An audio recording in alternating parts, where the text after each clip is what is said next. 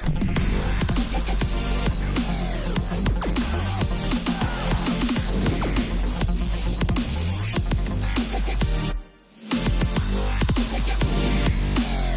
everyone, and welcome once again to our beautiful studio. I am Wynne, bringing you Beyond the Lane, our weekly League of Legends discussion show. Now, before we get to the actual discussion with our wonderful guest tonight, I want to take you back this weekend where we saw the World Championship play out in beautiful Europe.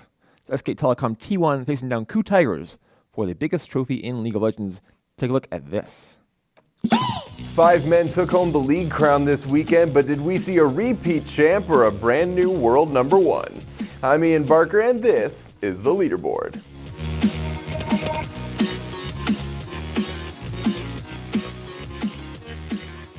KOO Tigers and SKT went head-to-head on Saturday, intent on showing the world that rumors of Korea's demise have been greatly exaggerated. The Tigers entered the matchup with teamwork to give, but SKT's dream team had something to say about the Korean Kittens. The series opened with the Bang and Marin show as the two combined for a 17-kill, 19-assist, 0-death performance. KOO woke up in Game 2 nearly bringing it back for the win, but unfortunately for them, Faker was awake too. The Tigers finally landed their first blow in the series in Game 3 thanks to Prey's Ashe, but would it be enough to stop Faker and the boys?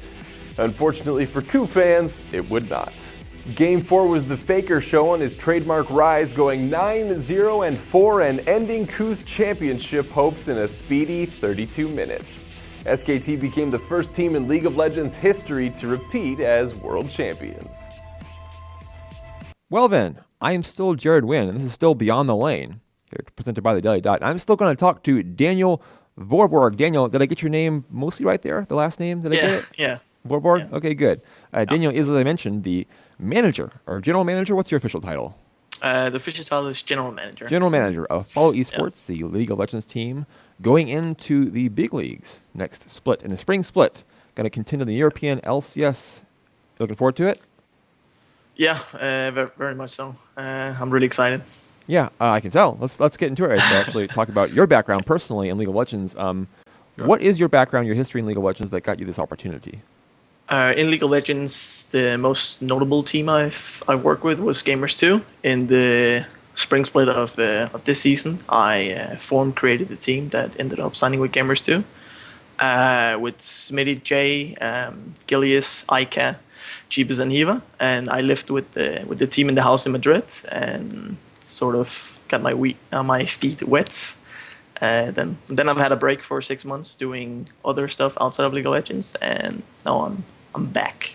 So you lived in a team house for the first time. What was the experience like living in a professional League of Legends team house? What did you learn there you didn't expect going in? I think I learned a lot about handling player conflicts whenever the personalities are clashing. I think when I went in at first, I didn't really know exactly what I went into, so I definitely learned a lot. I was kind of going...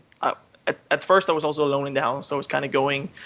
whenever I had an issue, I was handling on the fly. This time around, I'm going to be way more prepared, have a strict coaching philosophy, and make sure we're more consistent in the way we practice and the way we deal with issues, these kind of stuff. So with Follow Esports, is your role going to be mostly just managing the players while someone else coaches them and does the analytics of it?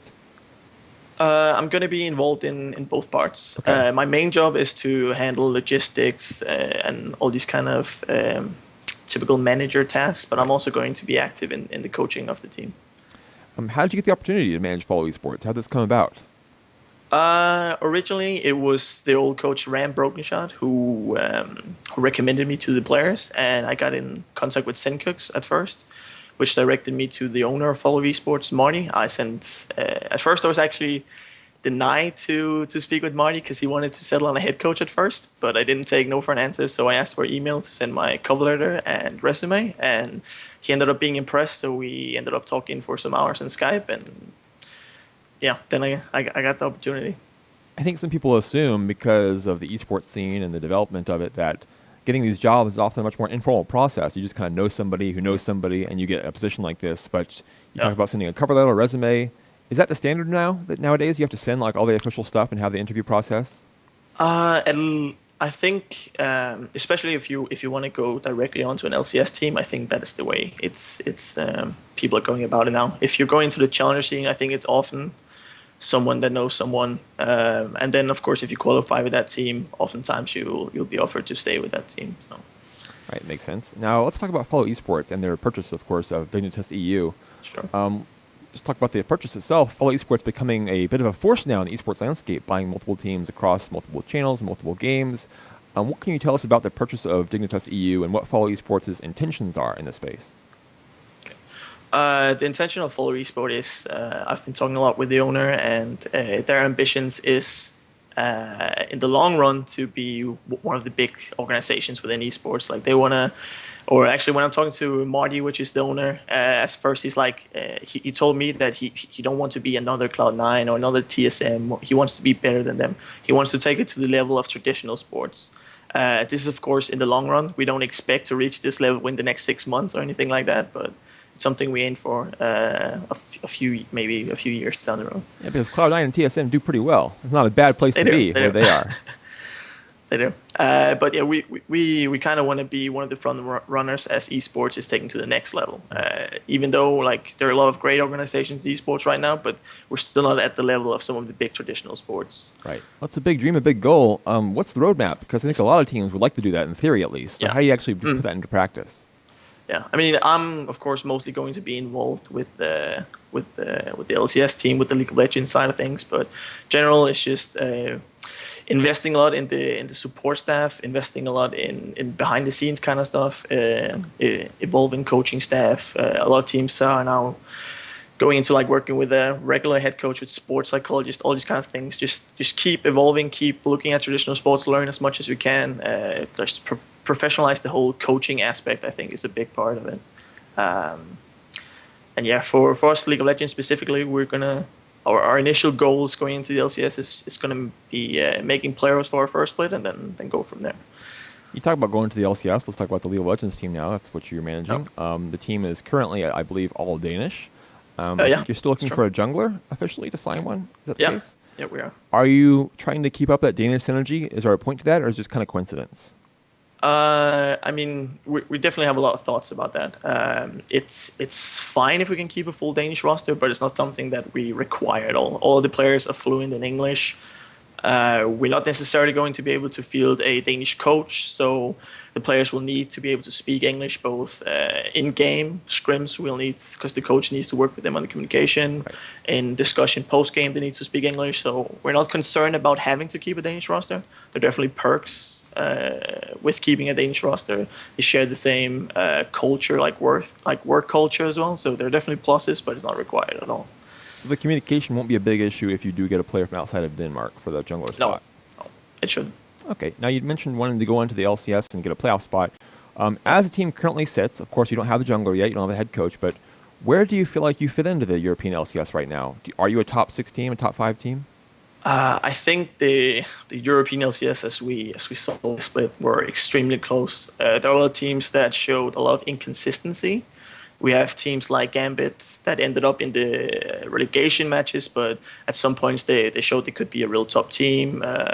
So I feel like Fnatic and Origin at the moment, it's of course hard to predict how the next split is going to look, but at the moment Fnatic and Origin, I would say, is out of reach for the first split. But I think there's it's extremely close between like 3rd and all the way down to 9th. So I definitely think that we can finish as a top 6 team. It's going to require a lot of hard work. It's going to require that we practice harder than the other teams. But I think it's a close field, but I believe we can make top 6. You mentioned Fnatic and Origin kind of being 1 and 2. They do seem to be ahead of the rest of the field. You know, Fnatic, of course, went perfect through the split. Origin didn't go perfect, but they had a very good split. They're the only team to challenge Fnatic the entire way through in the final. Do you feel like those two teams are kind of on a different level? And if so, how does the rest of Europe catch up to them? I definitely feel like for this split this season, they were on a different level. But the thing about being on the top of a league, of a scene, is that it's easier to catch up than it is to staying at the top. Right. Whenever someone's doing great, it's easier to look to them, see what kind of things they're doing, and then try to imitate it, then keep innovating on the top. So I think if Fnatic and Origin wants to keep up being superior in the scene, they will need to work extremely hard and be very innovative. For the rest of the scene, one thing you can do is look to them, look to how they do things, and try to imitate it. But another thing, I just think, again, the European scene has been very inconsistent. I think one of the things is just to optimize the way you practice, the coaching methods, make sure you have the right staff, these kind of things. Because I think if you practice hard, you practice in an efficient way, you're going to show consistency. I think a lot of folks like to fixate on the names that could be there for the jungler position or any position that opens up in an LCS team. But I want to talk to you about the methodology of looking for a new player. Are you looking more for someone who fits into the culture that your team has, or someone who just has great credentials and is a good player in terms of like solo queue skill? What are you looking for in a jungler right now? We're definitely looking for someone that fits with the rest of the team, both personality-wise, but also how they play the game. Because one of the reasons why the team decided to not play with Obvious for the next split, this decision was made before I joined the team. But one of the major reasons was that they didn't feel like he fit in the playstyle of the rest of the team. So we're definitely looking for someone that will fit the playstyle of the team. But we also think it's extremely important that the team are like they have a good time outside of the game together. Because I think it will be easier than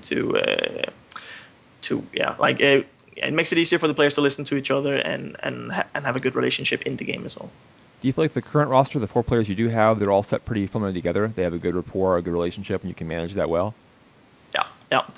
Me and the owner Marty, we had a meeting with all the players in Copenhagen.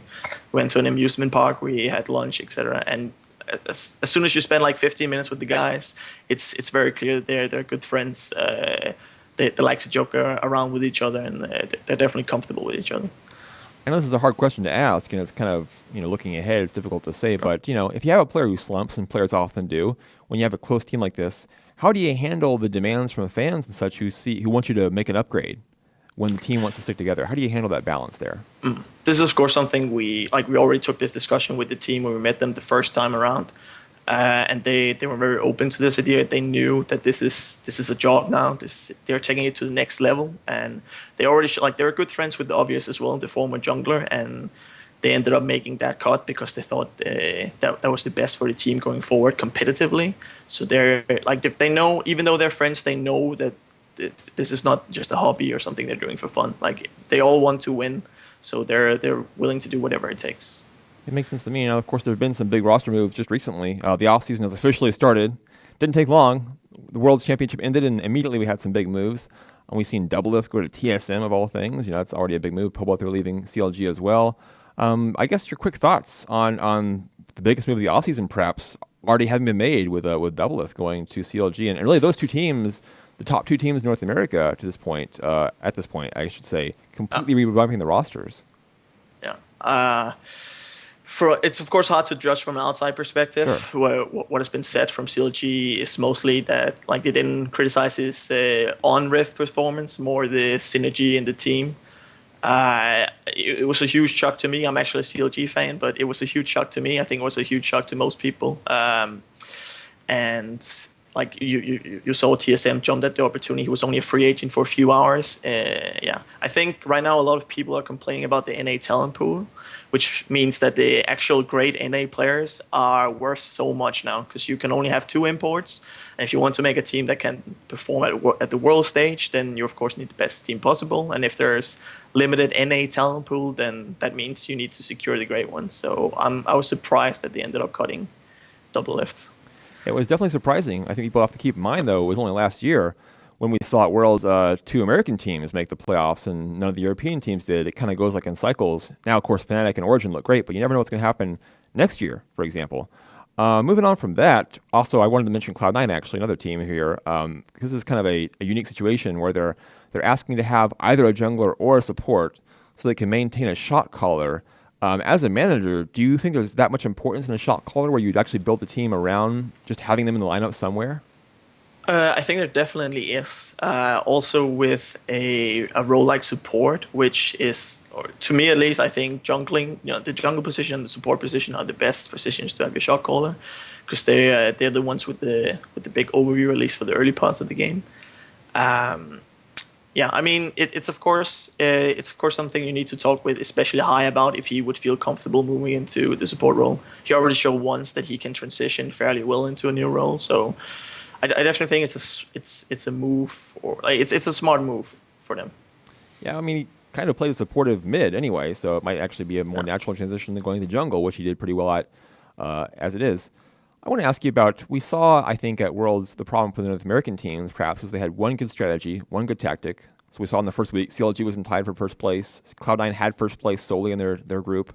TSM was not out yet. They beat LG Gaming. They had a win in the first week.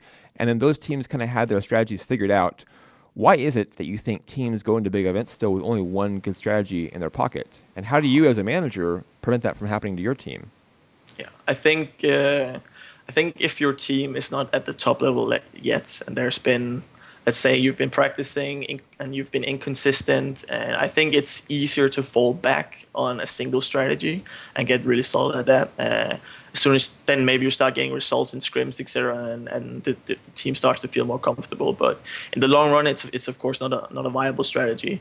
I think it's extremely important for our team to make sure we don't end in that kind of situation. Is that we practice really hard in the off season, because when you are at the event, when LCS already started, when you're already at the world stage, it's simply too late to start evolving new strategies. So we're starting scrims here in the coming weeks, and I think it's extremely important that we practice several different styles. So whenever the meta changes in the season, it's going to be easier to make a transition into a different playstyle. Yeah, following the changing meta always seems important. Of course, we're going to have the new season changes now, where they're going to be doing some pretty heavy, it seems, marksman/ADC changes, just like they had the Juggernaut changes. So definitely some big things coming for League, and teams will have to adjust to those things appropriately. At Worlds, of course, we saw SK Telecom T1 be the dominant team. They were the storyline. They won. They lost only one game the entire way through. Almost went the entire way through without losing a game. Came down to the very last possible game, and they lost against Coup Tigers. What were your thoughts on SKT and why they're so good? And I guess also in addition to that, what weaknesses do you see, if any? Like, what could have been done to take advantage of them by any opponent? I think what was so impressive about SKT whenever I watched them was that it seems like the fundamental play is just so solid. I don't necessarily, I mean, of course, there's some big flashy plays, but I don't feel like the way they're winning their games is Faker making these huge plays and they just capitalize off that. It seems like their map play, their rotation, like all of the fundamental things in the games are just so solid that other teams can't keep up. Whenever you see some of the other top teams that aren't quite there yet, there are hesitations in their rotations, their play, etc. And in general, you just don't really see that with SKT. As to how you could beat SKT, I'm not sure, to be honest. I'm gonna leave that to some of the good brains of the game, some high level analysts. Yeah, to be honest, I don't have any solid advice on SKT. I don't think many people have, because then I think we will see them drop more games this Worlds. Right. Coup Tigers did beat them once, and their strategy was just like win every team fight across the entire map. That was what you have to do. Like, play perfect team fights, and you might actually be able to beat them. So SKT with great shot calling. I will say that Faker's Rise was worth playing around, but it wasn't just that. There was a full team effort for them. Marn, of course, getting, I think, the player of the championship, whatever they called it, honors from Riot. So the whole team looking very good. And we talked about the importance of shot calling. SKT's shot calling is just almost flawless. They always know what to do and where to go. So very impressive by SK Telecom T1. You're, of course, very familiar with Fnatic and Origin. Watching their path in Worlds, they both had a shot at making the final. Did you see things either team, Fnatic or Origin, could have improved on, could have done better to perhaps have beaten either SKT or Coup Tigers? Where did they slip up? Fnatic showed a lot of the things that they needed to go into the finals. I'm not quite sure what happened. It seemed like they just completely dropped the ball in their semifinal. Taylor, their coach, I believe, gave an interview where he mentioned they were exhausted, they were tired. I'm not sure if they could have done anything differently with their training schedule to make sure the players were more refreshed in their minds. Origin, to me, Origin, I mean, they ended up facing a really strong team and got knocked out. I'm not sure how much they could have done. I think overall Origin did really great this Worlds. I mean, they went from a challenger team to a Worlds contender in only 6 months. But yeah, I think Fnatic had what it took to at least get a game against SKT, but yeah, they just ended up dropping the ball. I'm not sure what happened to them. You mentioned the practice schedules. That's kind of a debate I see sometimes because some people, I think, they think you need to play 12 hours a day to be a great team, but that could be perhaps overkill. You could just play too much. You could end up being exhausted mentally and physically even. Where do you fall on that? Do you think 6 hours a day with some more rest and recreation is good, 12 hours a day is good, or does it depend on the context? I think you need to schedule ahead of time. You need to, because I think to begin with here in the off season, I think right now you could definitely have a schedule where you kind of just spam games out and you improve your champion pool, you improve your mechanics, these kind of things. But I think as you get close to the regular season, and when you get close to, or whenever you get close to a point when you need to have like peak performance, I think it's important to scale down on the volume, but maybe up the intensity a bit, to get out this peak performance. Right, that makes sense. I'm kind of closing this. I want to talk to you about how we did see, I think, Western teams make some progress this year, catching up to their Korean opponents. People forget TSM won the IAN World Championship earlier in the year with a tournament where you had Kook Tigers at, for example. So they had that, and then you had, of course, EDG winning MSI, but Fnatic took SKT to 5 games in that tournament as well. So we've seen some progress, but it seems like they're still not quite there where they have to be to beat Koreans in a 5-game series on the biggest stage. I've seen the idea thrown around and heard some people talk to me actually about how you need series play in the LCS, because in the LCK and the LPL you have best of 2, best of 3 series play, so teams can get adjusted to that kind of format, whereas here in the LCS or in Europe, in North America or Europe, you have this best of 1 format. It's just different in the way you play, the way you approach the game. Do you think it'd be beneficial to Western teams to have best of format during the splits? Yes, the short answer is yes. I think it would be beneficial. I also think you'll see higher levels of play from the European and North American teams because you'll only have to prepare for one opponent a week, which means you can go much more in depth in your preparation. I mean, you have double the time, right, to prepare for your opponents, and also it will equip the teams better whenever they go up on the world stage in the best of format. Right, I think, just my opinion, I think it's better for the fans too because you might see different picks there. If you're having to practice for multiple teams per week, then you might have to have just pocket picks that you're comfortable with, as opposed to having counter picks for a specific team and a specific opponent, a specific game. So, yeah, I agree. It's also going to put more, I don't know if you could say pressure, but emphasis on having a good coach that can adapt throughout a series. Right. And this is, of course, also something that makes the European North American teams better prepared for Worlds if they have this experience, if the coaches has this experience. We only have the playoffs, and this season we also had the gauntlet, of course, but it's not nearly close to what the Koreans and Chinese teams have. Right. I think only this year we even begin to see the beginning of a closing of the gap in terms of coaching and preparation between the Korean teams and teams from North America or Europe. So certainly I think you're right that this would be a great boon to that. I'll get you out of here on this one. Who are, Daniel, the 3 best players in the world today? I'm going to be boring and start out with Faker. That's exciting. Faker's exciting. He's always exciting.